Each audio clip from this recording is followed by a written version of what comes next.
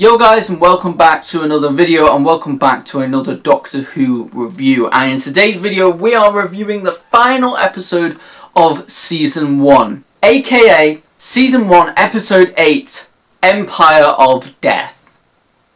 So yeah, this video is going to be pretty self-explanatory. We're going to go ahead and get over this whole video.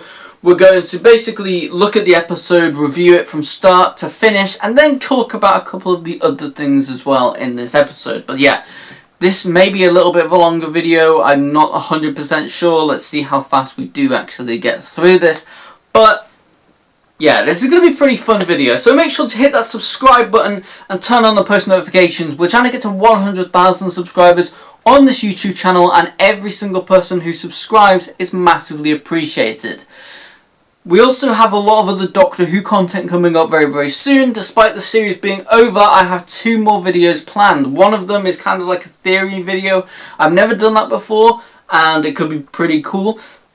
And then the second video is actually an overview of the entire series. So that is going to be one that's going to take a little bit more time to come together, but I will fully get it together. It may be a longer video, and I think we're going to... I think it's going to be a pretty good video. So yeah, subscribe to the channel, yeah. Anyway, let's get into this video and really deep dive into this episode. So the start of the episode is pretty cool. We get it picked up from where we left off. There was a little bit just to recap and get you into the episode. It was very snappy and short, and it gets you straight into the episode. You have the titles, and then we're straight in to the actual episode. I actually really like that. It could have been a little bit longer on the preview to catch us up, but sometimes they are a little bit dragged out. Sometimes you do get a 1-minute preview and you're like, come on, we saw this a week ago. Hurry up, let's get the episode started. But I think a little bit longer couldn't have harmed the episode. Maybe 20 seconds, 10-20 seconds, something like that.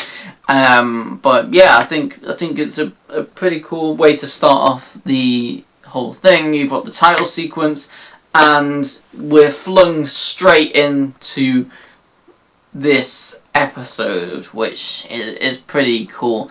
Also, I noticed that Russell did say that basically the title sequence, you've got sparks coming off the bottom of the TARDIS, and I think this is pretty evident that this is caused by Sutekh. And that is a nice little reference, which has been in the titles for this season and all the 60th anniversary stuff as well. So very cool. I love how they brought that into it as well and implemented that into the title sequence. But yeah, I think it's a very cool decision. Now let's start off at the beginning of the episode and fully get the ball rolling, as you could say. We picked it up from last time, and now, I have only watched this the one time. I haven't had a chance to fully rewatch this, so if the events are a little muddled, then yeah, don't obviously don't but it could be a little muddled, but I'm fairly sure of how this episode is basically panned out. And if I do miss anything, obviously you can throw your thoughts down in the comments below or whatever. Anyway, so the Doctor and Mel go from where Susan Twist was obviously playing Susan Triad, and they come from there and essentially come back to UNIT. Now, the thing that is really established in this is that there really is a dust cloud. This is what is established at this point. You've got Mrs. Flood with Cherry Sunday, and she's acting a bit sinister. You can tell there's something a little bit she almost seems a bit evil, but as you can tell a little bit later in the episode, I think she is more of a good character. And I do have a full video on the way of me explaining my theories on who I think Mrs. Flood could be, and I've got a couple of very interesting theories on that, so stay tuned and subscribe for that video. But moving on with the episode, the dust cloud is initiated, which is the dust cloud of, Sutekh's wrath of death, or whatever he fully said it was. But yeah, basically this dust cloud is coming, and the Doctor and Mel are riding through the city of London to get to the unit tower, whilst this dust is coming through and consuming the whole of London, which is actually pretty insane. I love how this was shot. I love the CGI in this. I think it just looked absolutely amazing. You know what? I'll talk about it as we're getting through this episode, because it makes more sense. The CGI in this was absolutely amazing. Like, I genuinely loved the CGI in this. I think it was on point for this episode. So yeah, they eventually arrive to Unit, and then they go down to the chamber where they're basically Ruby is there at the same time, and they bring back up the faithful day of the church on Ruby Road, and they go into the TARDIS, and they find out that, wait, the TARDIS is kind of like a memory TARDIS, and I think this is really, really cool. Like, Doctor Who have done this series where they basically go back and explore past stories and have Doctors come back and like narrate in the memory TARDIS and stuff like that. There's like little scenes and stuff. I think it was really, really cool and well done and well implemented into the episode, because then Ruby has to sort of focus her mind and basically wills the TARDIS into existence. And at this point, Sutekh sort of teleports and comes down into this chamber too. You've got Sutekh one side, you've got the Doctor and Ruby the other side. And basically they're going to go ahead and try and find out who Ruby's mother is at this point, which comes a little bit later on in the story. But yeah, basically the Doctor sort of faces off with Sutekh. I think this was really, really well done, really well acted by Ncuti Gatwa as well, and just the voice of Sutekh was just so cool. I genuinely love that they got the same actor who voiced Sutekh back in the Third Doctor's era to come back and reprise his role in this episode. I just think it was really well done, and you know, I think it was a really nice touch to the episode. So they go into the memory TARDIS and take off, and basically there is this point where the Doctor opens the door and he realises that every single planet is being turned to dust, because essentially Sutekh was on top of the TARDIS and he's always been there. Since the Third Doctor's era, he's always clung onto the top of the TARDIS so he can go around the entire universe, place Susan Twists everywhere, place Susan Triads everywhere, and essentially turn the entire universe to dust, because the Doctor's travelled around the entire universe. I really like this as a touch, and I think it's just such a nice thing. I love the little throwbacks to the Ood sphere, and like the planet of the Ood kind of references and stuff. I really, really like that, and the Ood being name dropped in here, and you also have Skaro, which was name dropped in there too, and the Daleks being defeated.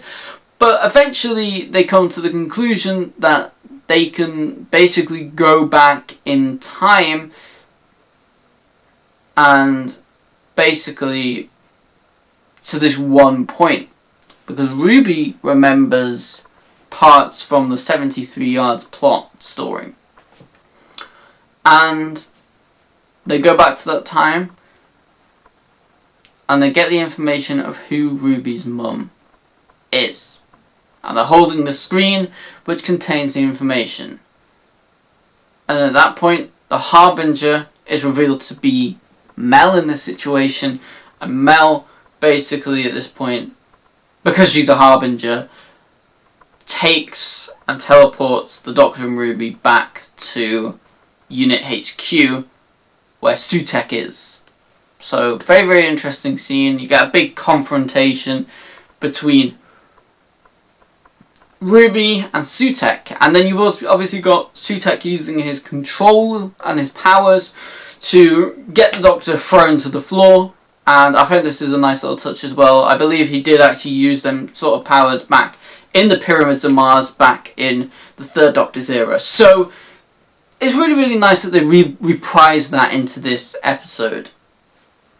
So, after all of this, Ruby has this beautiful moment with Sutekh where she is about to basically go ahead and reveal who her mother is. She then goes ahead, picks it up, and smashes the screen on the floor. Now, I think this was beautifully acted by Millie Gibson, obviously who plays Ruby Sunday.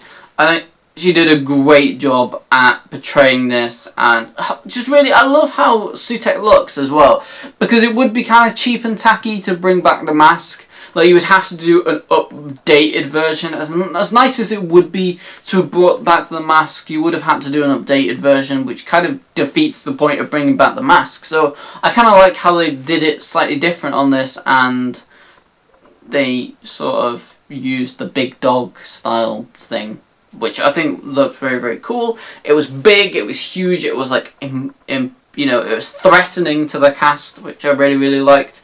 And Sutekh did really, really feel like a big threat. There were stakes in this episode, a huge threat. He's turned the entire universe to dust, and I just love how much this felt like a movie. This episode really did feel like its own movie, and yet it flown past. It flew by, and it was amazing.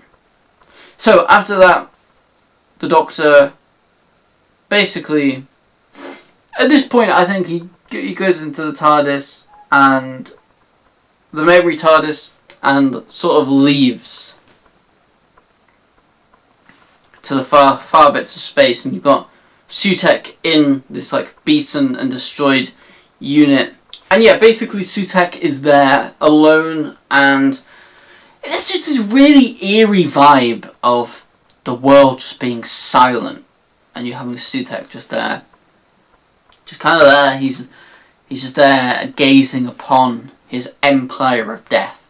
Which, nice little twist there, having the episode title in the episode, which I think is actually something that has happened throughout this series. I mean, I know there's definitely a few points where the episode titles are mentioned.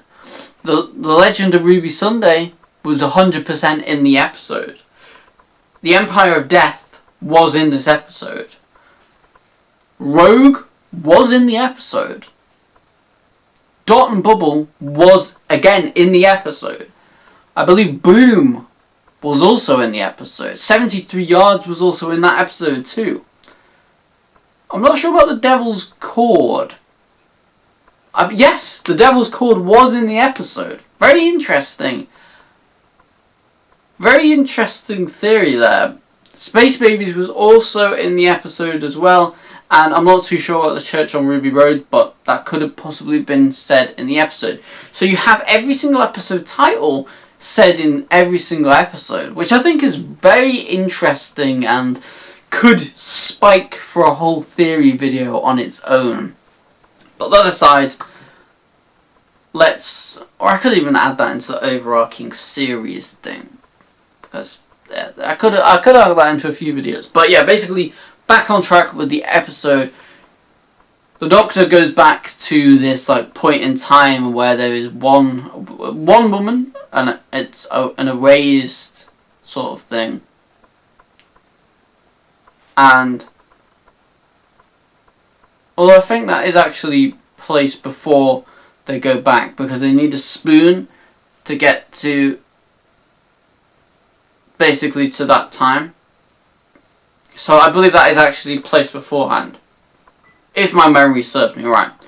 But basically we get to this point where they confront Sutekh.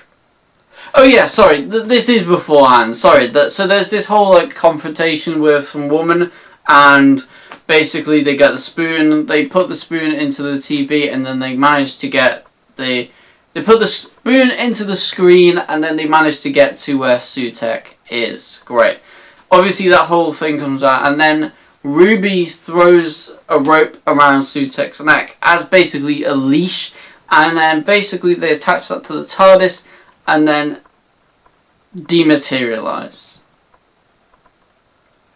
And basically the Doctor is dragging Sutekh through this time vortex, and he's like clawing on the side. Beautiful CGI, by the way, just looks absolutely amazing. As well, one thing I do want to point out is the sets in this. The sets and the set dressing was absolutely amazingly done in this episode. Especially with Unit HQ, and everything was just so beautifully... It just looked insane. And huge props to the set designers, the set builders, and everyone involved in that, because it just looked absolutely amazing. But yeah, back to the episode. Basically, it gets to this point where the Doctor has to cut Sutekh into the time vortex. And he does that, he shuts the door, Sutekh flies into the time vortex. And essentially the world is restored. Sutekh is destroyed and the world is restored. So everyone is still alive. The universe didn't get wiped out. And in the whole midst of this, there is a few other things revealed as well. Because they go back to Unit HQ and they figure out that Ruby's mum wasn't actually pointing to the Doctor. She's pointing beyond the Doctor and pointing to Ruby Road, which names Ruby. I think this was a nice little touch. And as much as people think, oh, it's such a cop-out, it's such like a stupid idea because it's just so simple. Well, that's kind of the point of it. And this also ties into who Ruby's mum actually is. Now, I think this part was very, very well done as well, because I do like this whole theory that Ruby's mum is just an ordinary person. They go back and Ruby actually talks to her own mother, and they figure out, oh, this is Ruby's mum, and the family reunites.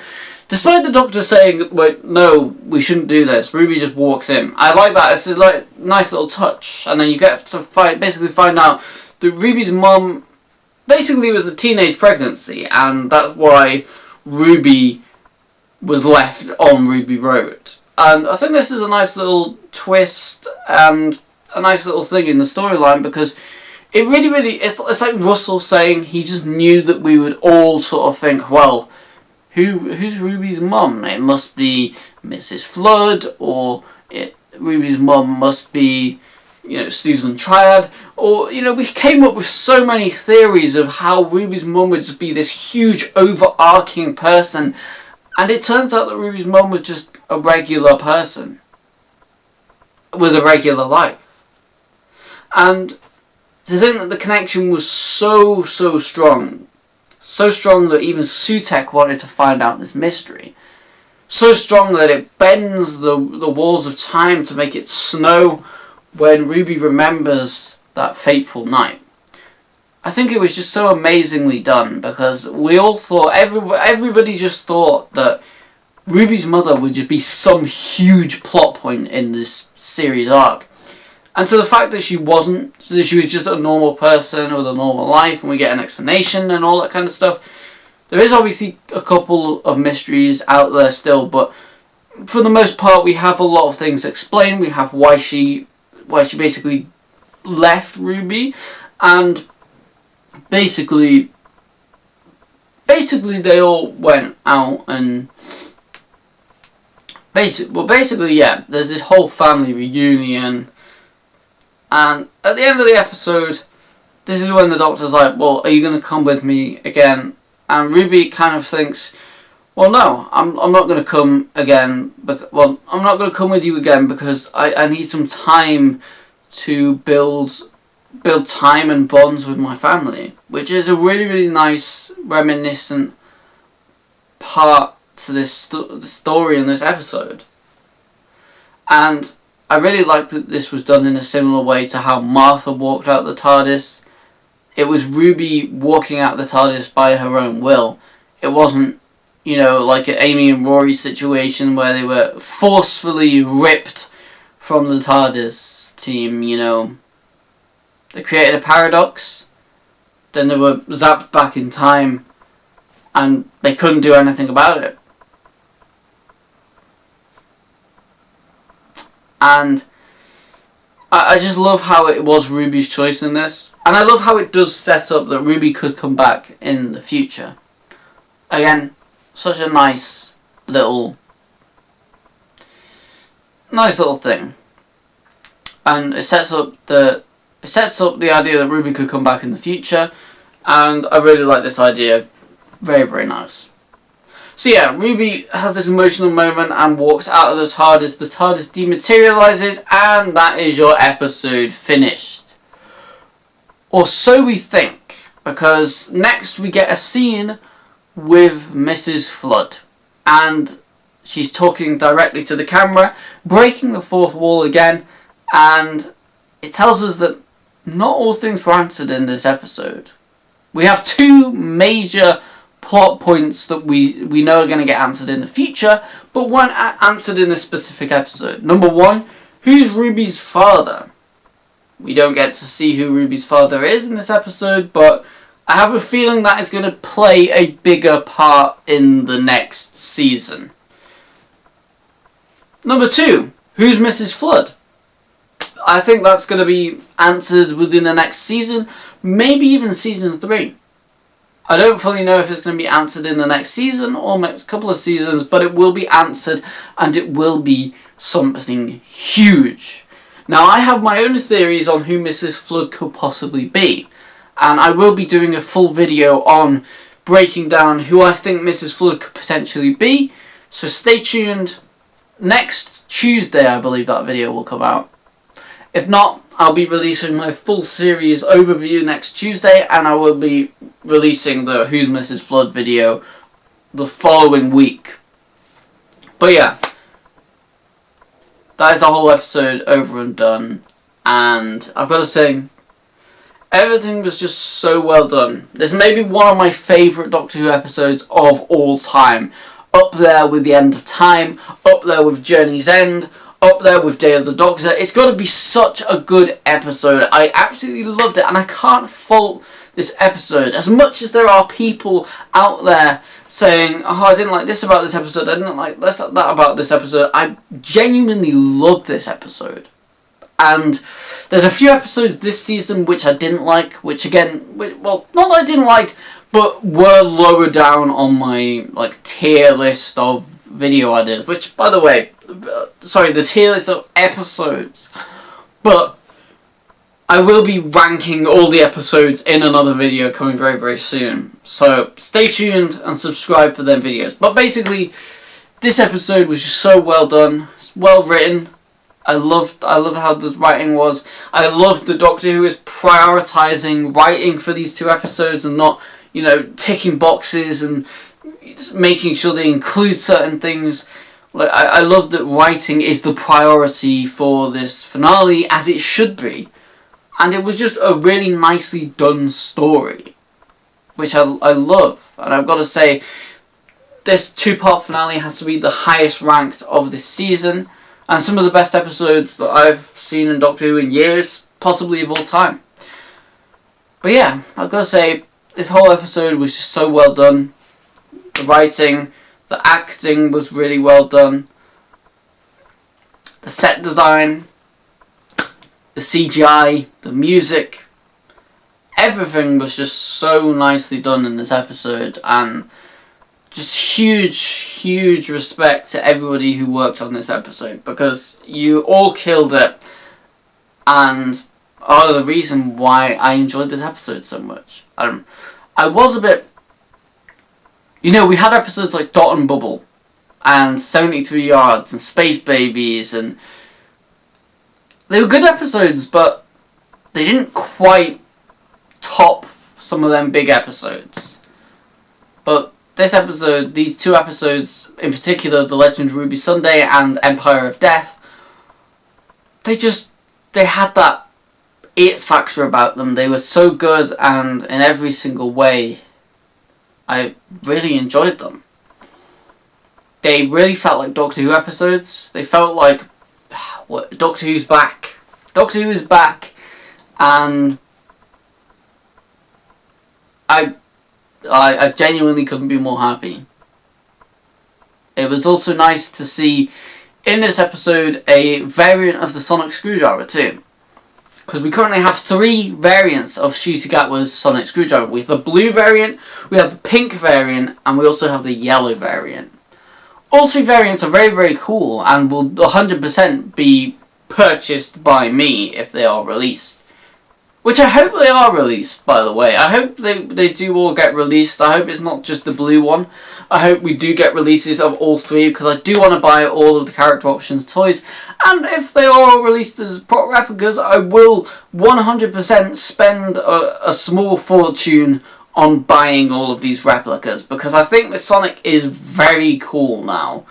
I was a bit hesitant on the style and the look of it, but it gets used very nicely throughout this series, and I think it's very cool. I like all the little extra bits, like, you know, when Ruby had her finger pricked to use the DNA and pushed that onto the piece of the Sonic.